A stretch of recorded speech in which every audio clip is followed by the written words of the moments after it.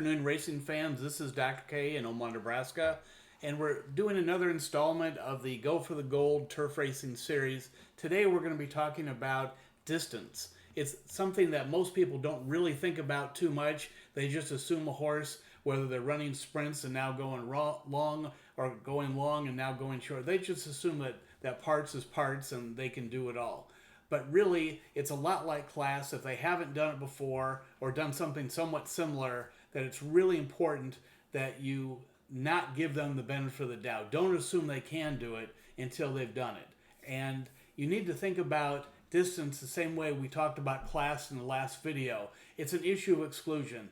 If you don't think or have a good reason to think that that horse can do the additional distance, if it's moving, say, from sprints to turf, or a shorter distance if moving from a route down to a sprint, then you need to just exclude it.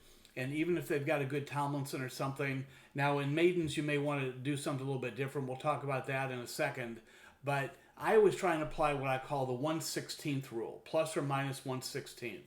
So if you've got a horse that's run well at a mile and a 16th, I'm going to assume that's going to be able to run well at a mile. I'm going to assume it's going to be able to run well at a mile and an eighth.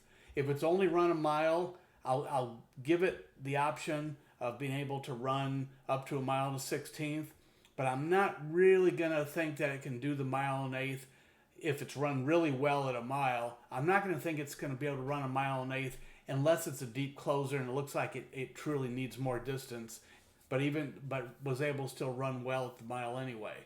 Again, the horses that run at the mile and the 16th distance, again, can go either way if they've ran well at that distance. Probably can go down to a mile, but probably go up to a 9 furlong race too. On the sprint side of things, you've still got the same 16th of a mile rule. If a horse is running well at 5.5 furlongs, assume it probably can go 5, probably can go 6. But then, of course, if it's moving to one of those other distances other than what it's ran at, and it's just shown you that it can't run at that distance. And a lot of times some of the front runners will run well at 5, maybe just barely make 5.5, but it looks like they're sort of losing their juice.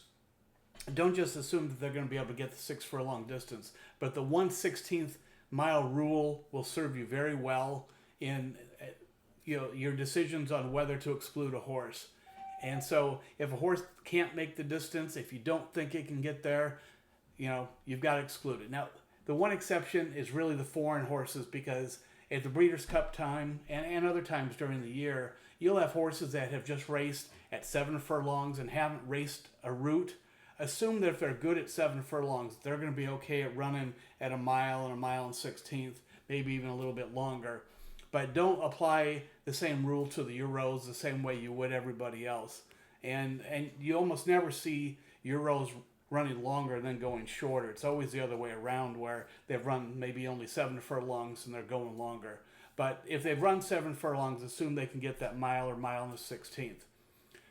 When you also look at turf racing and whether a horse can handle distance, I always consider the 7 furlongs and the mile as the two really special distances. The horses that can run really well there at that particular distance have a huge advantage, because the horses that can handle a mile have been able to run very quickly for a mile.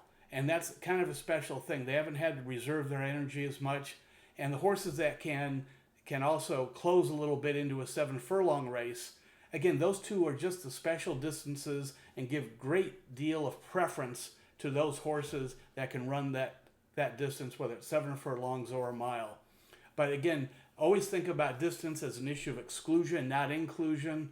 And so if a horse can't run the distance, and if they haven't run within a mile and 16th, and they're not a Euro, just think they're probably not going to do it. And so, the only thing that you can do if you're really trying to make a case for a horse that hasn't run within the mile and 16th is, if you've got some horses that have raced, and this is mainly at the maiden level, maybe they race at the 6 furlongs, 6.5 furlongs, and now they're going longer. Well, sometimes on Formulator, if you hit the next race, you'll see that horses that they competed with now have also gone longer too, and you can see whether they did well or didn't do well. But every so often you might see a horse that raced third or fourth or something, a maiden special weight at 6.5 furlongs, and one of the horses that it raced with now ran long, and maybe it won, maybe it ran second, but raced well enough.